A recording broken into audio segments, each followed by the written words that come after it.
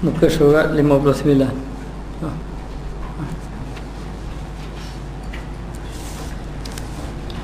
Bismillahirrahmanirrahim. Alhamdulillah Rabbil Alamin.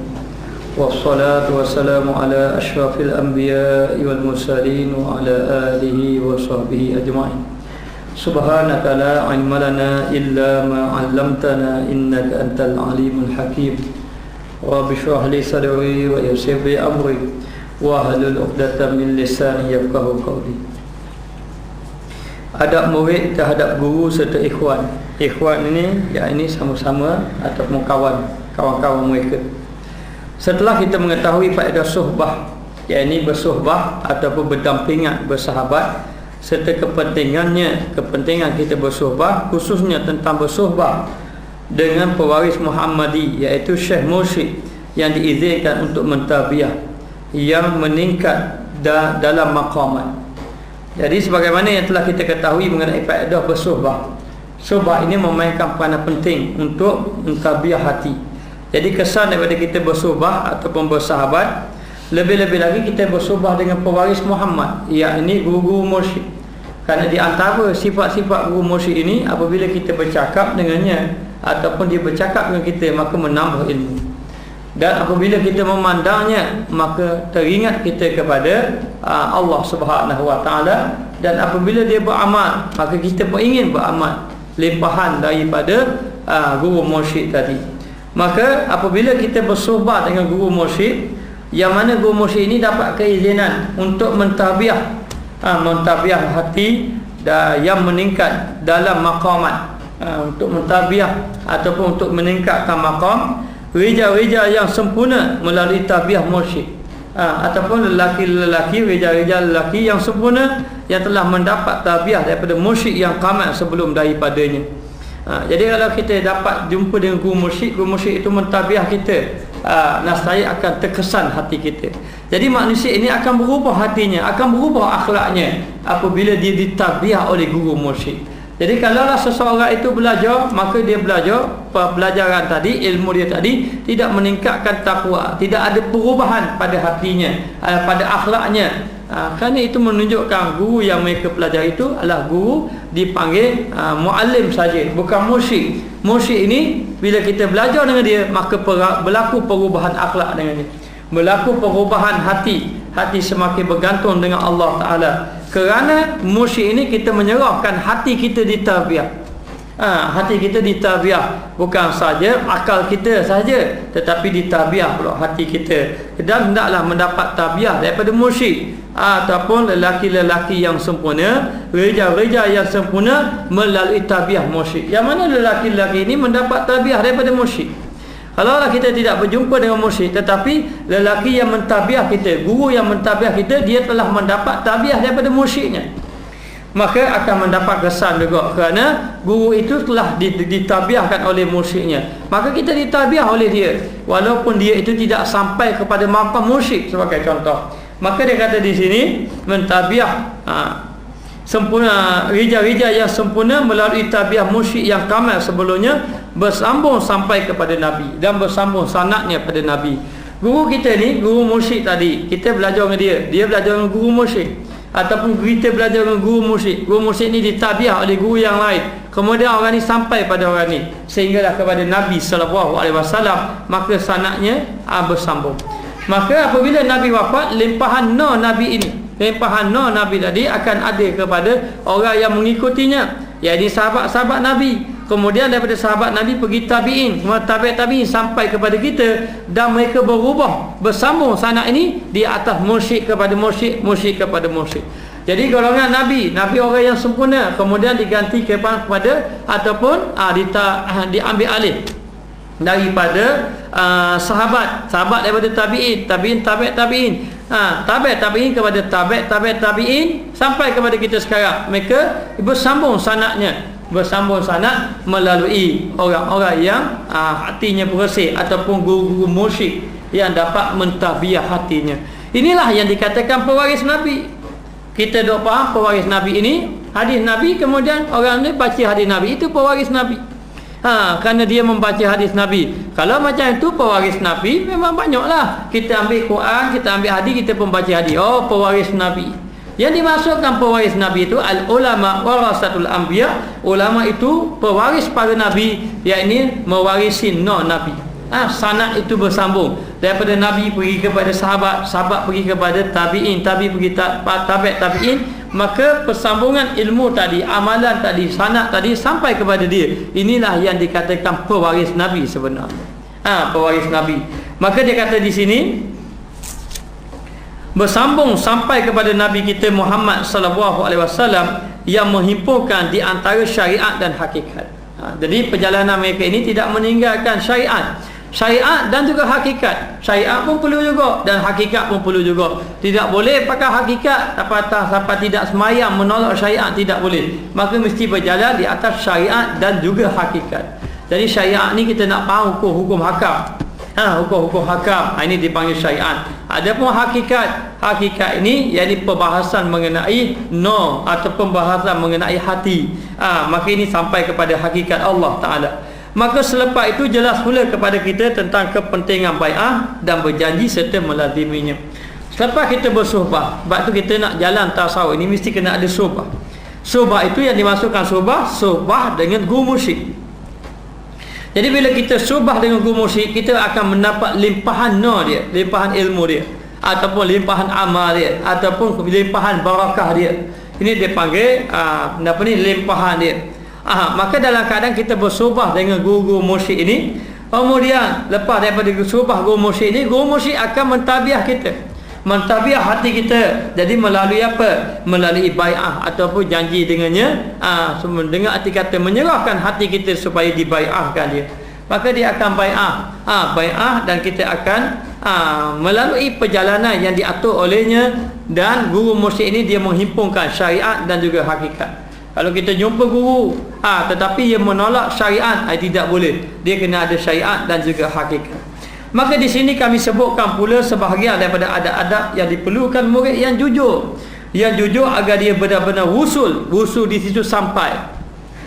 Agar dia benar-benar sampai kepada apa yang dicari. Yang dicari itu makrifat Allah. Jadi kita belajar ni biar sampai cari makrifat Allah. Jadi kita tanya, apa kepentingan kita belajar ilmu ini? Kita belajar ilmu ini biar kita sampai mengenal Allah Ta'ala, biar kita sampai kepada Allah Ta'ala. Bukan kita belajar ilmu ni untuk membahas-bahas sampai pandai baca kitab 10 kitab, 100 kitab, ataupun pandai buat kerja, ataupun boleh berhujah. Bukan sampai ke situ hendaknya. Kita hendaklah belajar ilmu biar ibadat kita comel depan Allah, biar perjalanan kita ini diterima oleh Allah Subhanahu Wa Ta'ala. Jadi untuk kita nak sampai kepada Allah, perjalanan ibadat kita ini, ilmu kita ini, maka perlu ada adabnya. Perlu ada adabnya. Dan murid yang jujur tadi, dia mesti betul-betul mengikut adab tadi, baru dia sampai perjalanannya kepada apa yang dicari, yakni makrifat kepada Allah Ta'ala. Semua ahlilah, ahli-ahli Allah, yang ini terdiri daripada ulama-ulama sufiyah, telah bersepakat bahawa sesiapa yang tidak beradab, makna saya tiada sai di sini bermakna jalan, tidak ada jalan. Tidak ada jalan sampai, sebab dia tidak ada adab, tidak ada sai baginya. Dan sesiapa yang tidak ada sai, yakni tidak ada jalan, maka tidak berjalan. Jalan mana? Tidak ada jalan. Tidak ada jalan. Maka apabila sahaja seorang anak murid tadi dia tidak beradab, maka dia tidak ada jalan. Maka bila tidak ada jalan, dia tidak boleh berjalan, tidak sampai dia perjalanan kepada Allah, dan dia tidak akan sampai. Sebab apa? Kalau dia berjalan pun, jalan dia itu tidak pada jalan yang betul. Kereta sama, tetapi lorong tu dah lari dah. Jalan tu dia dah lari, tidak sampai kepada Allah Subhanahu Wa Ta'ala. Kena mengikut adab. Maka musyrik kata jalannya straight, kita ikut jalan belok. Sampai bila? Tidak sampai. Maka asas dia ada pada adab tadi. Sebab tu dia kata sampainya ilmu tadi dengan adab. Dengan adab, dengan taat. Bukan saja dengan adab, dengan taat. Bukan saja dengan taat, dengan khidmat yang diberikan tadi. Sebenarnya apa? Sebenarnya ilmu tadi dibuka melalui redanya guru tadi. Guru tadi redha tadi, kemudian dengan redha guru tadi, dengan adab yang dia jaga, lalu diberi oleh Allah Subhanahu Wa Ta'ala. Maka dia kata di sini, bagi orang yang mempunyai adab, orang yang mempunyai adab dalam masa yang singkat saja dia mampu mencapai tahap rijal. Orang-orang yang telah ditabiah hatinya, orang-orang yang mendapat pembukaan rohani, dia panggil rijal. Rijal ni lelaki lah, tapi yang dimaksudkan lelaki sini orang yang terbuka rohaninya. Kata guru saya, sahabat Nabi, malam ini bai'ah, esok terbuka hijab pada Allah Ta'ala. Sebagaimana sahabat-sahabat Nabi yang diseksa, walaupun diseksa tidak meninggalkan ajaran Allah Ta'ala, kerana hati mereka telah terbuka disebabkan mereka itu begitu beradab dengan Rasulullah dan terbukanya pintu makrifat kepada Allah Subhanahu Wa Ta'ala. Jadi sebenarnya pintu makrifat ada pada guru mursyid. Pintu makrifat tu ada pada guru mursyid, betul, ada pada Allah Ta'ala, tapi Allah Ta'ala nak beri melalui dia, melalui guru mursyid. Mengenal Allah Ta'ala melalui siapa? Sahabat Nabi kenal pada Allah, direct pada Allah, tak melalui Nabi, tidak. Jadi nak mengenal Allah melalui Nabi. Maka dia kata di sini, makrifat Allah Ta'ala pintunya pada guru mursyid. Jadi kalau kamu tidak beradab dengan guru mursyid tadi, maka tidak akan sampai, kerana pintu sudah tertutup. Kerana tidak ada adab dengan guru tadi. Maka kalau kamu betul-betul beradab, singkat saja, dengan cara yang singkat saja sampai kepada Allah Ta'ala. Abdul Nafni, Sultan Ulama Izzuddin Abdul Salam, 2 tahun dia duduk dengan syekh mursyidnya. Duduk dengan syekh mursyidnya Abu Hasan Syazili, 2 tahun saja, terbuka selalu, nampak selalu. Dia kata kalau tak sabit 2 tahun ini, maka binasa hidup dia. Kerana dibuka oleh gurunya setelah hidup bersubah bersama gurunya selama 2 tahun. Jadi kadang-kadang dia duduk bersubah dengan guru. Sebab itu kalau kita belajar dengan guru yang betul-betul sampai kepada Allah Ta'ala, ataupun guru yang ditabiah oleh guru mursyid, walaupun kita belajar 2 tahun, saya nak lawan orang 10 tahun, saya nak lawan dengan orang 10 tahun. Sebab apa? Sebab guru dia sampai, bawa kereta straight sampai Kuala Lumpur, tak ada tanya-tanya orang. Tapi kalau kena direbah orang tak pandai, tak tahu jalan, walaupun dia pergi dulu, walaupun lama perjalanan dia tak sampai. Kalau sampai pun jauh perjalanan, tanya orang sesak pula, keluar balik, orang ni kata lorong ni pula. Kan beza dengan dia pemandu yang tahu jalan, start engine straight sampai Kuala Lumpur. Tak ada tanya-tanya orang, tak ada susah-susah, terus sampai saja, jalan singkat. Sebab apa jalan singkat? Kerana apabila kita berjumpa dengan guru yang telah sampai kepada Allah, ataupun kita berjumpa dengan guru yang telah ditabiah oleh guru yang mursyid, bersambung dia dengan guru mursyid, guru mursyid tadi membawa, memimpin rohani tadi sampai kepada Allah Ta'ala. Kadang-kadang bila kita belajar 2 tahun saja, nak lawan orang 10 tahun semua. Jadi ilmu ini pemberian Allah. Adatnya memanglah nak dapat ilmu 10 tahun, 20 tahun alim, tetapi ada orang yang 2 tahun alim. 2 tahun saja, belajar 2 tahun terus menjadi alim. Dibuka pintu ilmu kepadanya. Mungkin dengan sebab adab yang dia jaga dengan guru tadi. Inilah kuatnya orang-orang dahulu, dia duduk untuk mendapatkan ilmu, dia duduk jaga adab. Maka di sini kami sebutkan sebahagian daripada adab-adab murid terhadap syekh serta ikhwannya. Jadi yang pertama adab murid dengan syekh, yang kedua sama ikhwan dia, jadi sama-sama yang belajar dengannya. Maka dia kata adab murid terhadap syekh. Adab murid terhadap syekh, syekh di sini guru mursyid, guru yang memimpin hati dia. Maka boleh juga kita kata rijal, yakni orang yang telah dipimpin oleh guru mursyid, iaitu kepada 2 bahagian, iaitu adab batin dan juga adab zahir. Adab batin dan adab zahir. Yang pertama, menyerah diri kepada syekh, serah diri kepada syekh serta taat terhadap semua suruhan dia. Bahkan kalau bertembung di antara suruhan ibunya dengan suruhan gurunya, maka dia kena taat suruhan guru dia, selagi mana gurunya tidak menyuruh kepada perkara mungkar. Maka dia kata menyerah diri kepada syekh serta taat terhadap semua suruhan dan nasihat. Taat, serah diri, walaupun kadang-kadang apa yang syekh suruh tu kadang-kadang tidak boleh diterima akal, selagi mana yang tidak bercanggah dengan syarat, kena taat.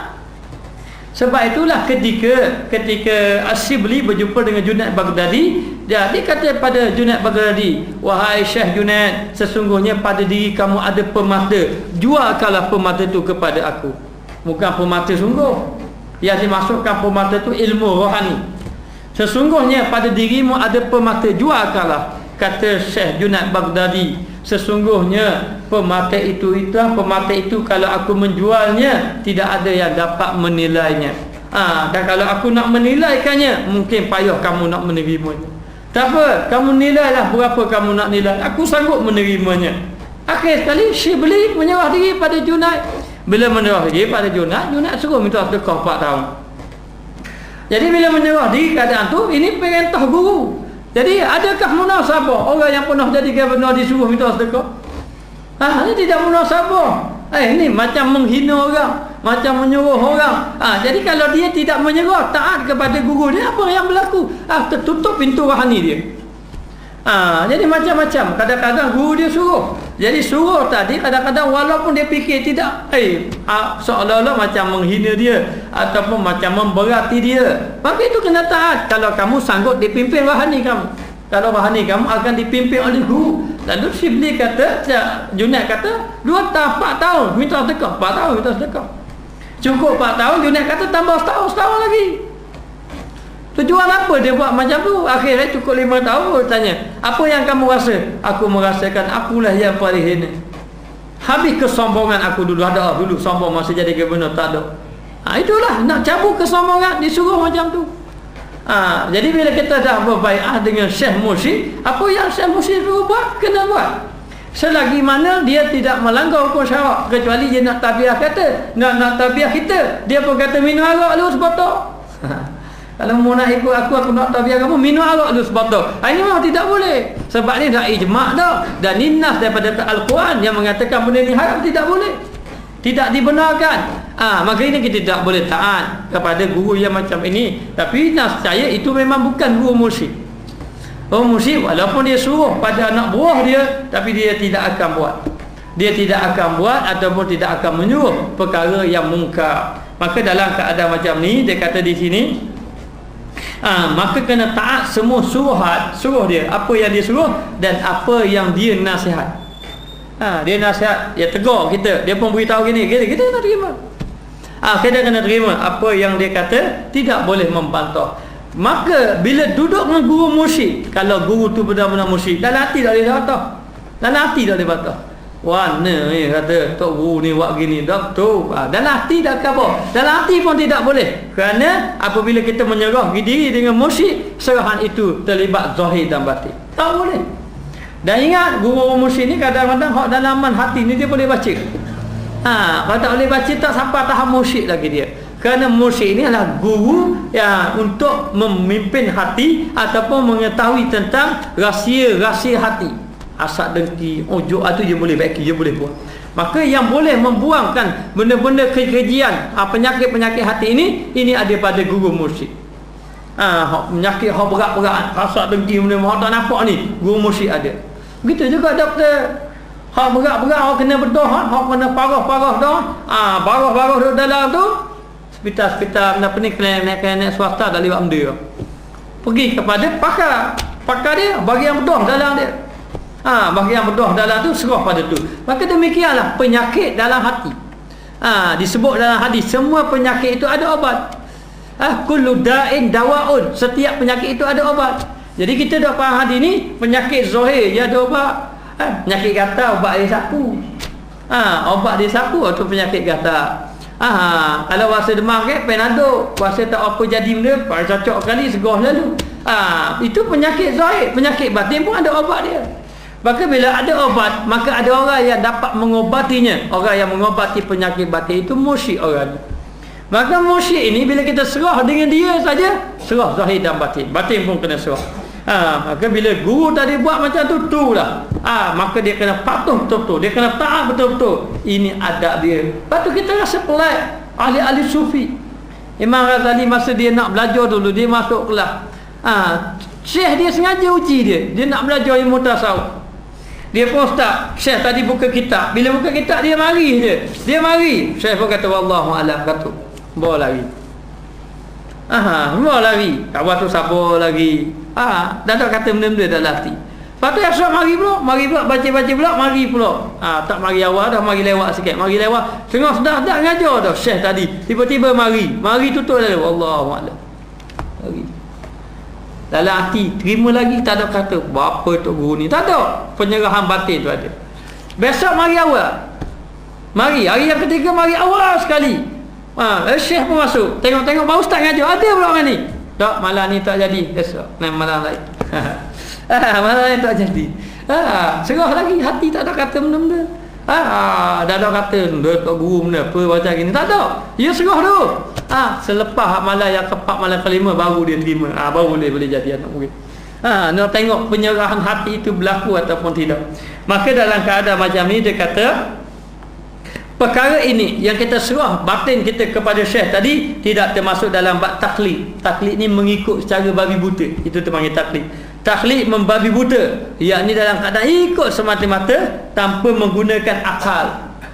Tidak menggunakan akal. Tengoklah kalau syekh dia mengaku dia ni syekh mursyid, dia suruh minum arak, tu dah ikut dah. Jangan siapa tak benar sabar. Tak benar sabar tak boleh juga. Maka dia kata tanpa menggunakan akal serta menggadaikan kepribadian diri. Siapa kita menggadaikan pribadi diri kita, seperti disuruhnya menyembah patung berhala, mana boleh. Ini bukan mursyid dah ni. Ni hak menyesatkan orang.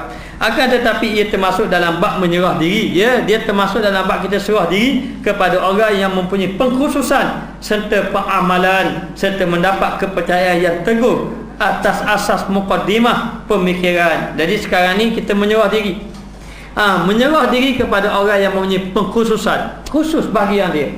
Ini bahagian dia. Bahagian mursyid ni bahagian dia memelihara hati kita ataupun menjaga kita. Maka kita serah. Selepas mendapat kepercayaan yang teguh. Bila kita serah, kita percaya betul-betul, kita serah kepada dia apa yang dia nak buat tadi. Jadi sebagai permulaan pemikiran dia nak suruh apa-apa, kita kena terima. Di antaranya ialah kepercayaan yang teguh terhadap keizinan mentabiah yang ada padanya. Bila kita yakin betul-betul ni guru ini boleh mentabiah hati ni, kita pun serah kepada dia untuk mentabiah kita dengan syarat memang yang pertama kena ada kepercayaan yang teguh. Tak boleh. Kalau guru tu memang benar guru mursyid, tapi kita mursyid kedak tau, mursyid kedak orang kata mursyid, serah-serah, tapi dia dalam hati dia pakai bahasa tak mursyid ke? Tidak mursyid. Rasa-rasa. Tapi dah tahu orang kata mursyid, biar kita ikut dulu, tengok dia tabiat kita macam mana. Ini makna orang yang ragu-ragu penyerahan diri dia.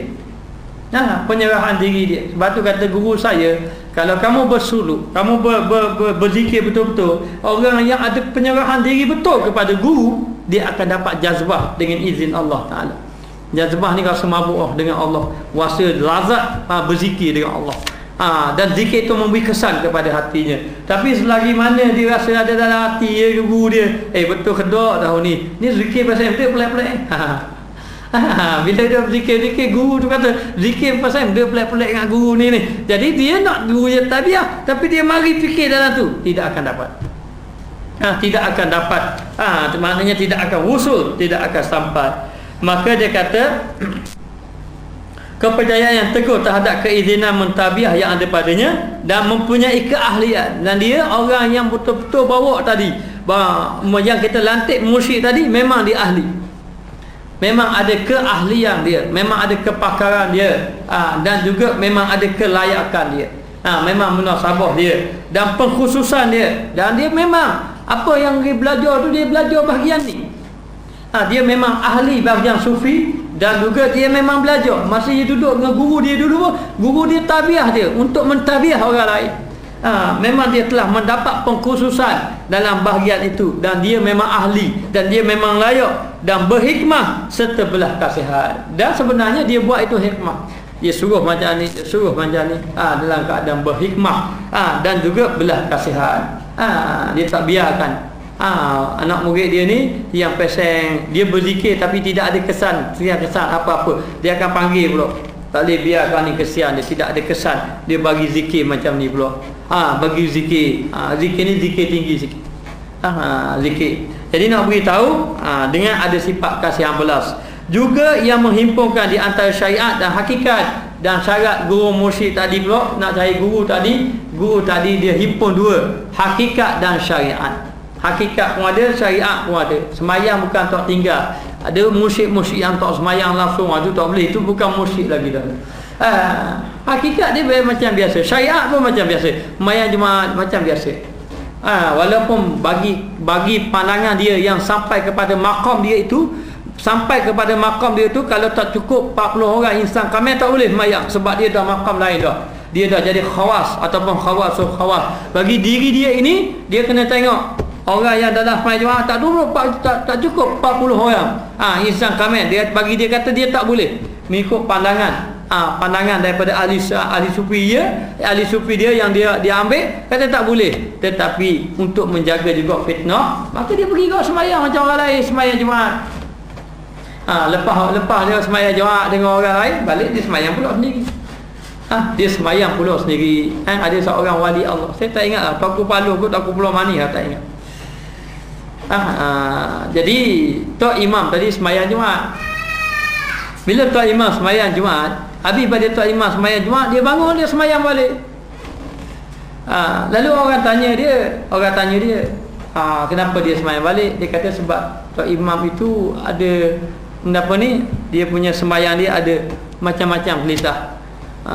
Lalu dia pergi tanya, betul tak kamu sembahyang, kamu ingat? Kalau tak silap dia ingat, dia ada buat kerja, orang tak bayar bagi upah dia. Jadi masa sembahyang dia kata, tak bayar sekarang upah aku. Jadi orang ni wali Allah Ta'ala, dia tahu dalam hati Tok Imam tadi. Tapi dari segi hak zahir syariat, dia sembahyang macam biasa, tapi atas diri dia qada balik. Tak qada balik.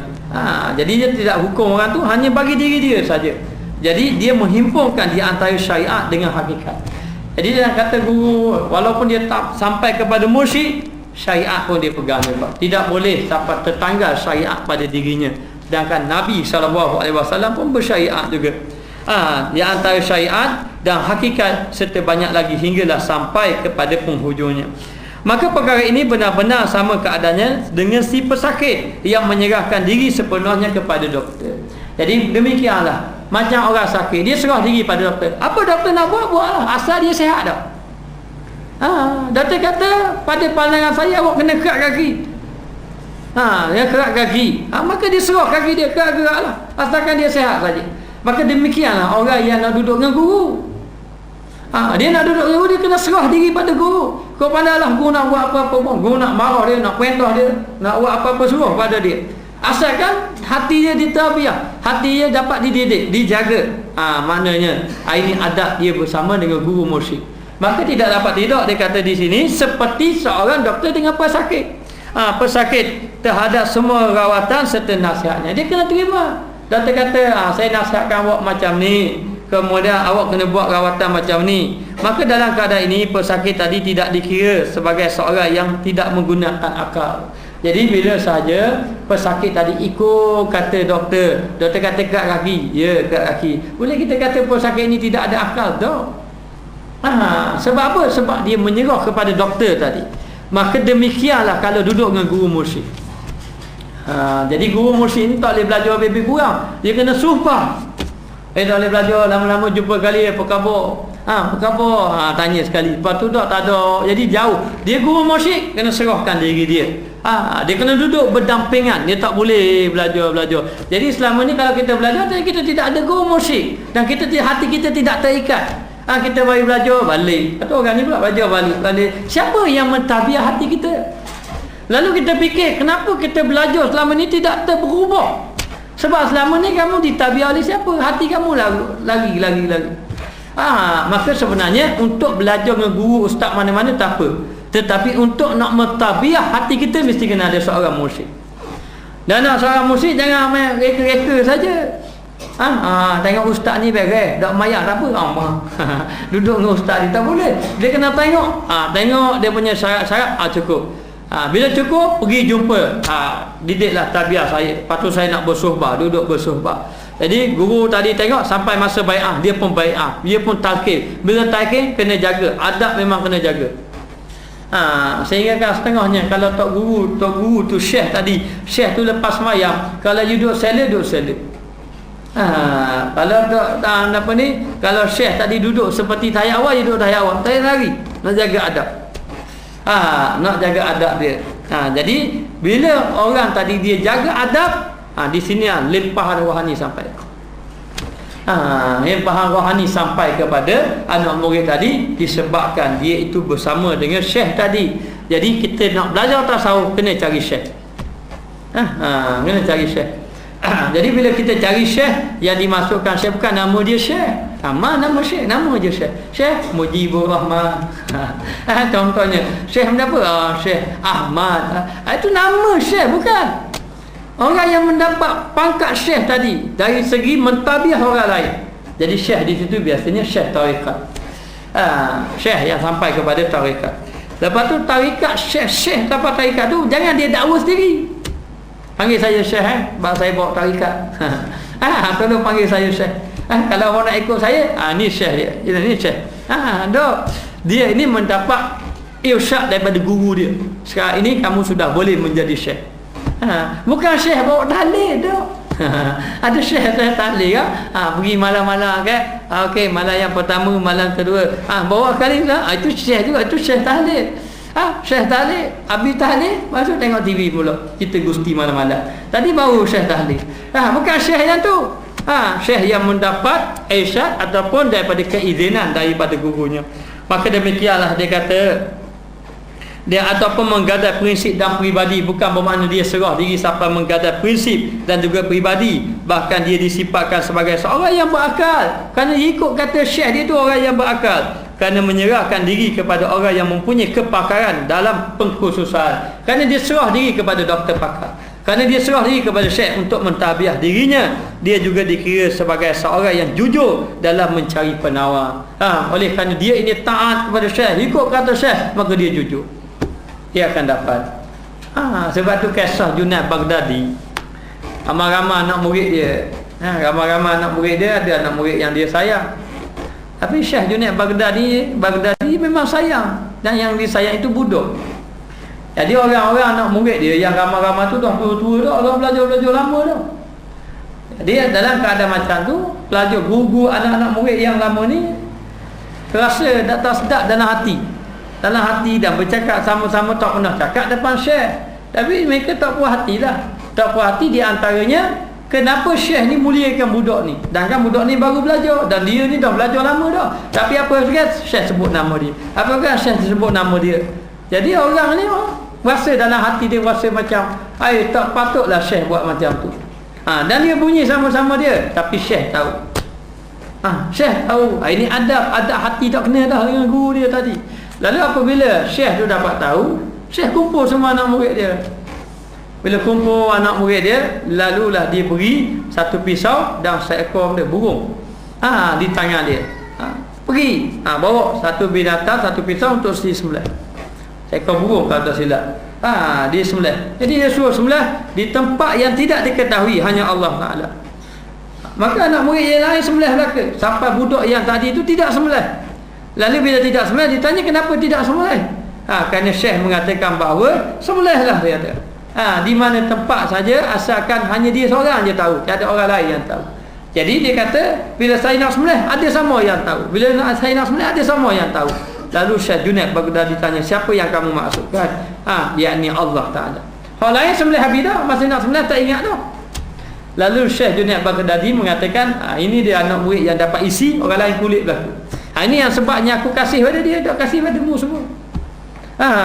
Tak kasih. Jadi dari segi pencapaian dia satu. Yang kedua, dari segi adab dia dengan syekh tadi.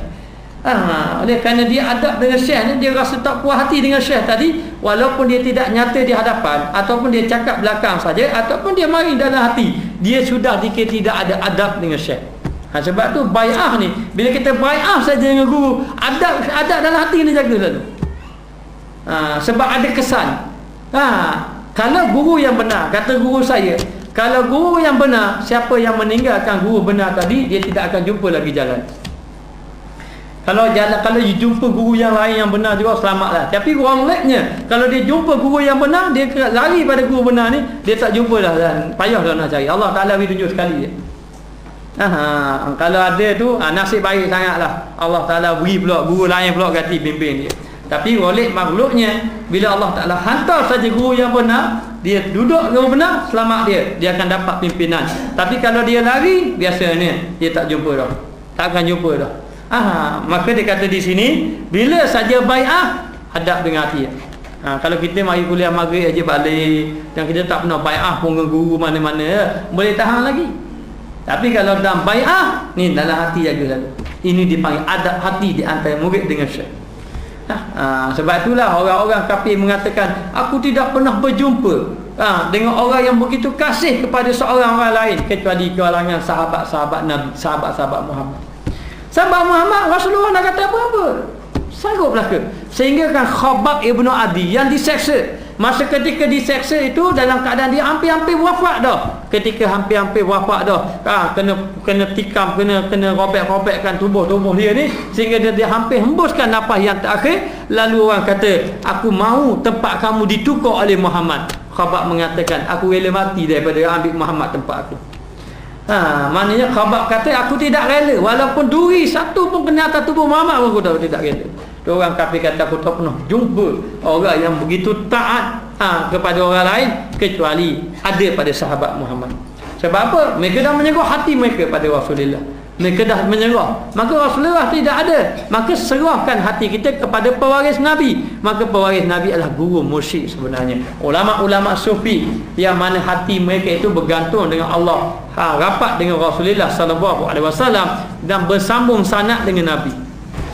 Itu yang dikatakan bersambung sanad dengan Nabi. Bukan pewaris Nabi ni jumpa hadis baca, ini pewaris Nabi baca hadis Nabi.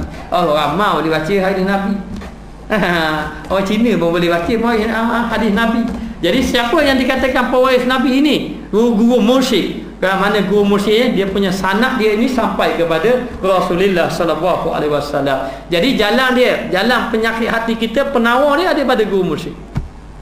Doktor pakar kata aku malah berobat. Mana-mana aku malah berobat. Payah nak berobat, nak sihat. Kalau doktor pakar kata, kalau nak berobat boleh mengikut kata aku nak kerak kakimu. Mana boleh kerak dengan Allah. Habis daripada daripada kena kerak ujung kaki sampai ke lutut nak kerak. Sebab tak mau ikut kata pakar tadi. Tapi kalau ikut taklah sampai ke lutut, mungkin sampai ke kaki. Ujung kaki saja. Maka demikianlah. Ibu dia, mana segala obat tadi ada pada guru mursyid. Maka bila kita tadi hendaklah kita taat dia. Taat itu dapat adab batin, menyerah diri pada syekh. Dan yang kedua, tidak membantah guru ataupun syekhnya terhadap cara ataupun jalan yang digunakan untuk mentarbiyah murid-murid. Tidak bantah. Apa guru dia buat, dah lihat tu.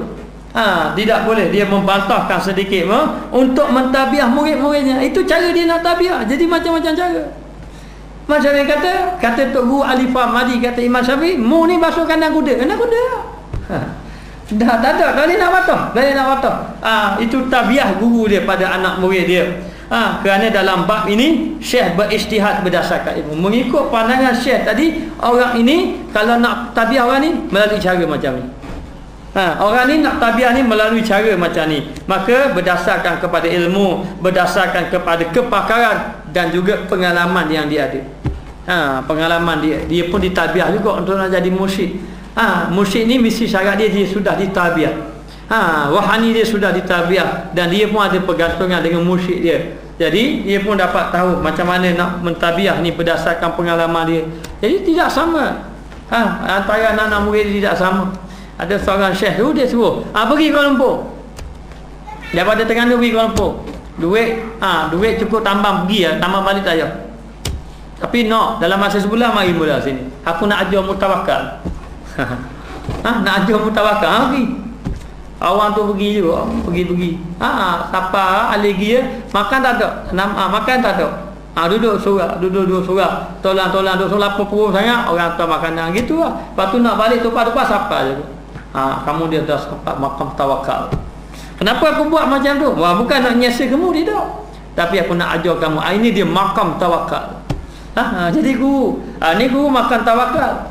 Ni nak ajar pula makan berani, syujak. Jadi berani. Ni nampak nak boleh menakut. Kamu duduk dalam hutan, cari binatang-binatang buah. Berzikir situ. Macam-macam lah cara dia. Dia mentarbiyah anak murid dia, tapi mengikut kepakaran dia. Kepakaran ataupun mengikut ilmu yang dia ada. Maka seseorang murid juga tidak layak membuka ruang kepada dirinya untuk mengkritik kelemahan syekh. Tak boleh. Dia nak buka ruang dia untuk mengkritik. Apalah syekh ni munasabah buat macam ni, macam Shibli, dia tak kata Junaid Baghdadi ada ke munasabah suruh aku minta sedekah. Dia tak tahu yang aku dulu kan benar. Dia tak boleh. Dia menolak kata Syekh ataupun dia mengkritik Syekh. Syekh ni tidak betul. Jalan yang sebetulnya begini. Syekh ni aku tengok bahagian ni tak kena sikit dia.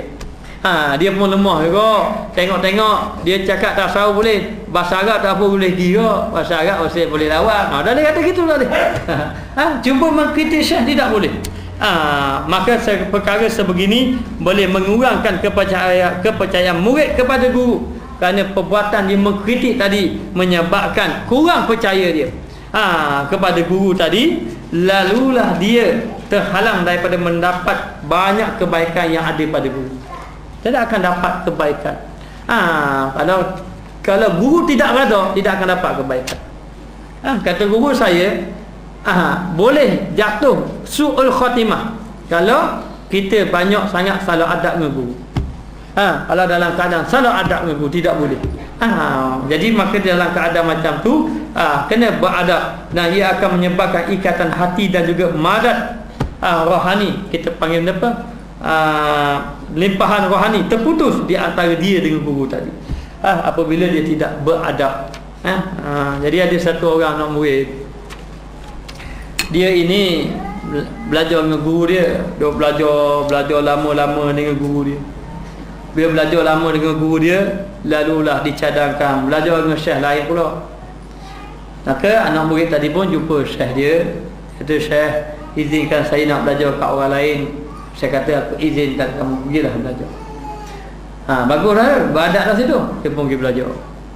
Jadi anak murid dia pergi belajar dengan guru satu lagi. Bila dia belajar guru satu lagi, dia tengok guru ni hebat pada guru lama. Jadi dia pun belajar, dapat ilmu baru. Masa dapat ilmu baru tu, dia kata, guru aku lama ni banyak doktor. Banyak doktor. Maknanya dia pun mula berasa. Lalu ditimbul dalam hati dia, nanti kalau aku balik, nanti aku nak betul tu guru aku ni.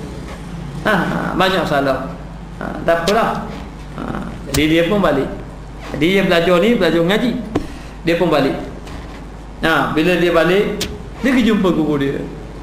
Bila dia betul dia jumpa guru dia, dia kata, dulu Tok Guru ajar saya tak betul. Saya belajar dulu kata gini. Tok Guru pun senyap, tak apalah dia kata. Dia pun senyap, Tok Guru pun senyap, Tok Guru tak kata apa-apa. Satu hari anak murid ni diuji oleh Allah Ta'ala. Dalam perjalanan dia tadi balik daripada mengajar, tiba-tiba dia jumpa dengan seekor binatang yang buas. Kalau tak silap harimau, kalau tak silap, mengikut yang saya dapat cerita tu. Lalu dalam keadaan macam tu, dia rasa takut. Bila dia rasa takut, dia minta tolong. Tak ada orang. Harimau tadi pun semakin dekat dengan dia. Bila semakin dekat dengan dia, dia sebut nama Tok Guru yang hak bisa-bisa, hak belajar luar negara dulu, dia sebut. Bila dia sebut saja guru tadi, tapi harimau tadi tidak lari. Akhir kali dia teringat Tok Guru yang dia condemn tu. Yang dia condemn tadi, dia pun sebut, wahai guru, tolong. Lalulah guru tadi, harimau tadi terus lagi. Dia pun dalam keadaan takut pergi jumpa Tok Guru dia. Dia pun cerita apa yang berlaku. Tok Guru dia kata, mau minta agak tolong dengan aku je. Ya, aku tak minta tolong dengan Tok Guru kamu dulu. Dia pun menyesal, minta maaf banyak-banyak. Jadi apa maknanya? Maknanya setinggi mana ketinggian anak murid, tinggi lagi makam guru. Tinggi lagi. Ibaratnya begini, ini guru, ni anak murid. Lalu dia belajar, bila belajar je anak murid naik makam, tinggi makam. Maka bila tinggi makam, guru pun naik. Dia akan naik lawat, guru pun akan naik tinggi makam. Jadi apabila dia menderhaka daripada guru dia ni, menderhaka pada guru dia saja, maka terputus barakah yang ada. Terputus limpahan rohani ataupun ikatan hati dengan dia, dengan anak murid dia ataupun guru dia yang lain, terputus. Kerana inilah yang menjadi hijab dia, disebabkan tidak ada adabnya dengan guru dia tadi. Maka Ibnu Hajar Al-Haythami berkata, siapa yang membuka pintu membantah Syekh, siapa cari jalan nak bantah Syekh, kata A, dia kata B, C, D, dia tambah. Syekh kata A, dah ilmu saya B. ataupun dia kata mencari keaiban dalam tingkah laku dan perbuatan mereka. Dalam tingkah laku dan perbuatan mereka itu syekh, maka sesungguhnya yang demikian itu merupakan petanda dia diharamkan dia diharamkan daripada kebaikan serta buruk kesudahannya. Ini yang makna dia su'ul khatimah. Ni bukan saya kata ni kata Ibnu Hajar Haythami. Haythami. Dia kata apabila seorang tadi mencari jalan membantah syekh, dia bantah syekh kata gini, dia kata gini, syekh kata gini, dia kata gini, ataupun dia menunjukkan bahawa dari segi ni ilmu syekh tak betul, dari segi ni.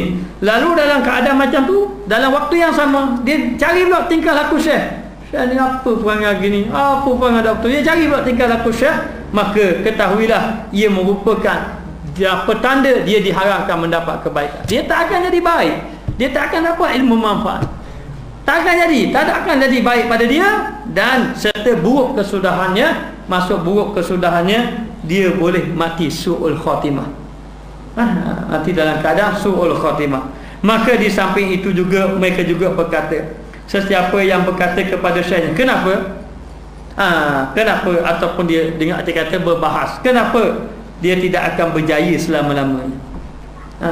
Bila guru dia kata, dah kenapa dia syekh kata macam ni, maka ketahuilah dia tidak akan berjaya. Dia tak akan berjaya mencari makrifat Allah, dia tak akan berjaya membaiki hati dia, dia tak akan berjaya menambah ilmu dia. Sebab tu dalam pengajian sufi, dia jaga adab nombor 1 dalam pengajian sufi. Nombor 2 dia jaga ketaatan. Nombor 3 dia jaga khidmat. 3 perkara ni. Lalulah terbuka pintu ilmu.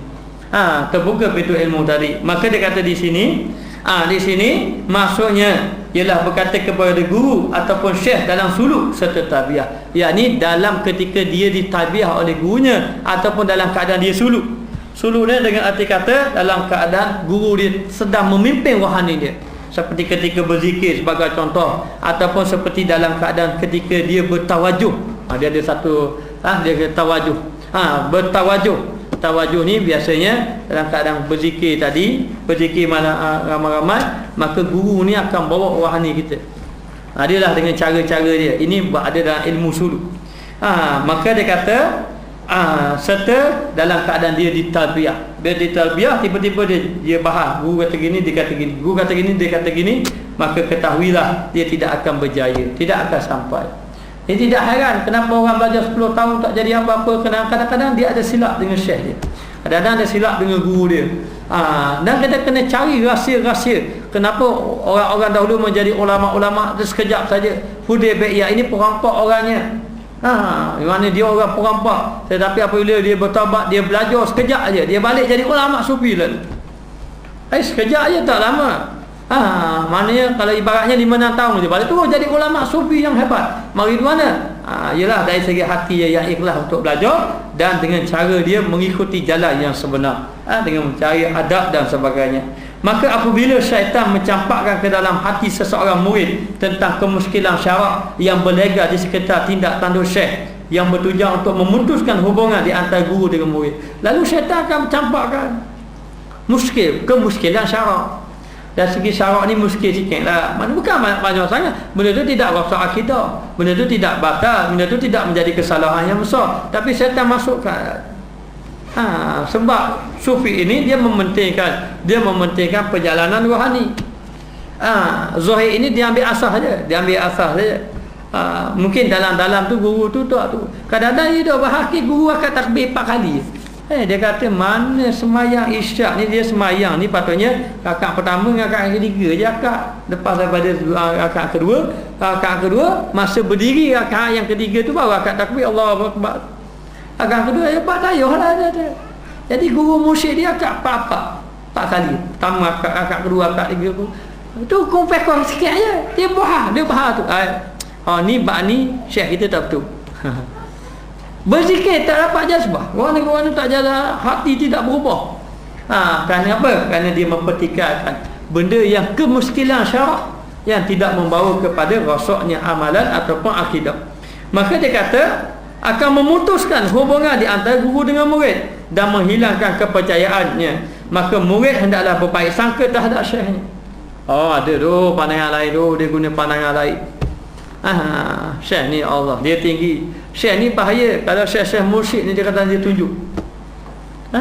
Salah seorang syekh mursyid, dia akui dia mursyid. Dia didik anak buah dia.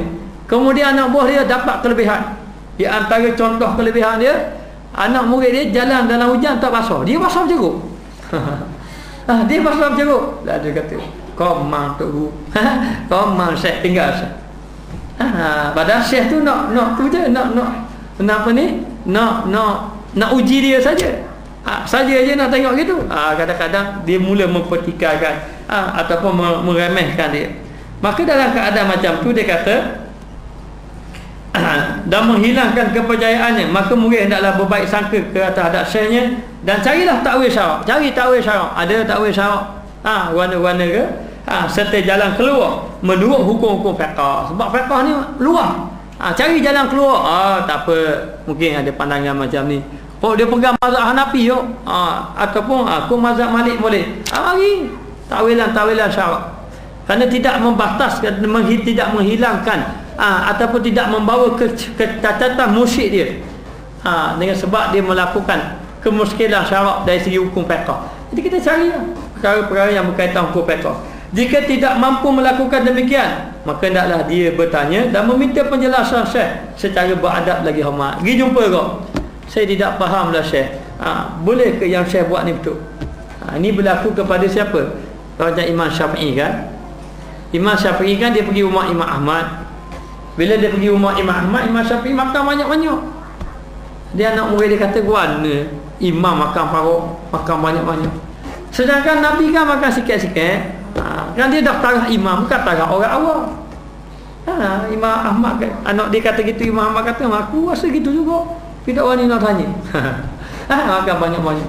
Lepas tu pula tidur pula malam tidur. Imam Malik jaga malam pagi-pagi, tapi Imam Syafi'i tidur. Jadi ingat, mazhab Syafi'i ni mazhab Syafi'i. Jadi kita pergi ke mazhab Syafi'i banyak tidur.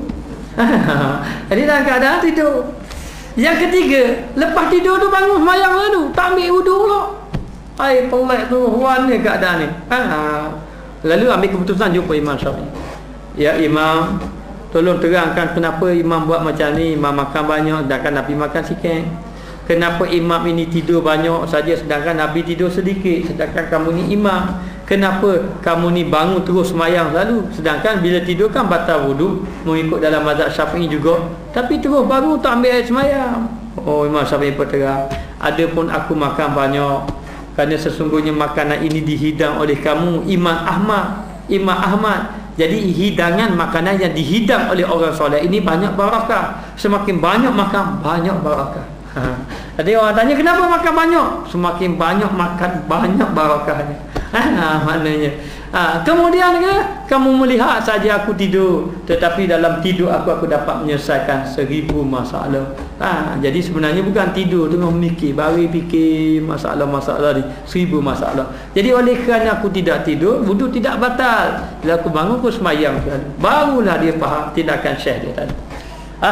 Ini sebab tu syekh kadang-kadang syekh mursyid ni kadang-kadang ada satu wali kata sungguh saya, nama jenis wali ni wali benda. Wali ini dia tidak boleh khalayak ramai. Kalau dia mengajar tak ada orang. Kalau dia waktu dipandangkan oleh Allah Taala pandangkan dia tak betul. Jadi dia sembahyang betul dah. 4 rakaat, 5 apa, orang tengok 5 dah. Kadang-kadang tak ada rokok lah, terus sujud lah. Jadi pandangan orang. Jadi dia mengajar orang macam ni, dia tak mengajar takkan ramai orang. Tak tekan dia. Ya, ni dia jenis wali Allah. Jadi jenis macam ni, jadi wali-wali Allah ni, jenis wali tu saya tak ingat jenis benda tu. Ada nama dia, ada wali kutub, ada abda, tapi ada nama wali tu. Kata guru saya, hak wali ni dia memang mengajar tak ramai. Dia memang buat betul pun tak betul. Tidak betul. Jadi kalau orang tengok ni betul, warna orang ni tak betul. Bukan tak betul, dia betul dah sebenarnya. Tetapi pandangan Allah Taala tengok. Satu kadang-kadang Allah Taala sengaja melihat, tunjukkan kepada perbuatan syekh tadi sebagai ujian kepada hati kita yang kita nak menyerahkan diri kita pada syekh kita.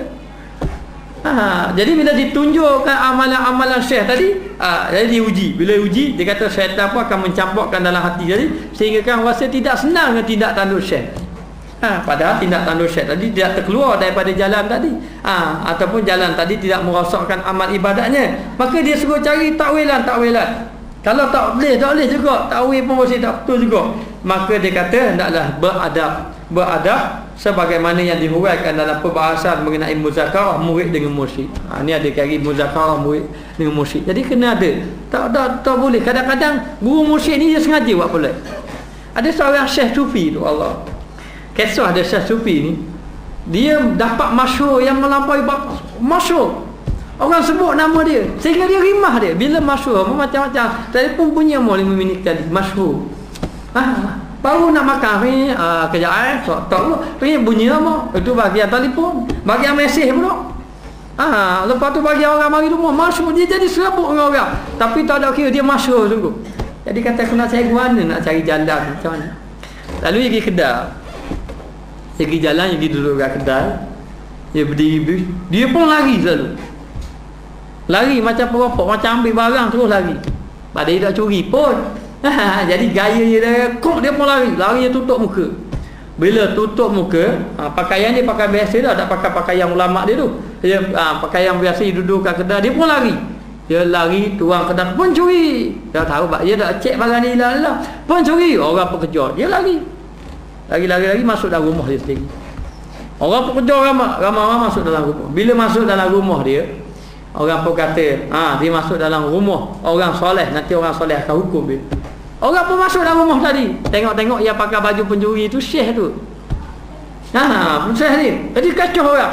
Habis kacau orang, lepas pada tu dia tidak masyhur lagi. Dia pun suka, alhamdulillah. Hari ni aku dengan Allah lega rasa. Tambah dah dia kata. Jadi itu jalan dia. Lepas tu kadang-kadang syekh mursyid ni dia sengaja buat benda-benda pelik ni. Nak menguji anak-anak buah dia tadi, supaya anak buah dia benar-benar beradab dengan guru dia tadi. Maka dia kata di sini, berkata Al-Allamah Ibnu Hajar Al-Haytami, dan sesiapa yang membuat takwilan terhadap masyayikh tanpa mencari-cari keaiban pada tingkah laku mereka, dia takwil, guru saya bukan jadi gini, buat gini, dia sengaja buat gitu kau ada hukum boleh kau, dia cari takwilan, tapi dia tidak mencari keaiban. Bukan takwil yang mengaibkan guru dia tu, dia cari takwilan tanpa mencari keaiban. Maka menyerahkan urusan mereka kepada Allah Ta'ala. Tapi dia menyerahkan urusan mereka kepada Allah, dan dia hanya mengambil berat keadaan nafsu dirinya serta bermujahadah mengikut kemampuannya. Jadi kalau dia takwil, dia nak cari keaiban, dia takwil tak boleh, serah pada Allah.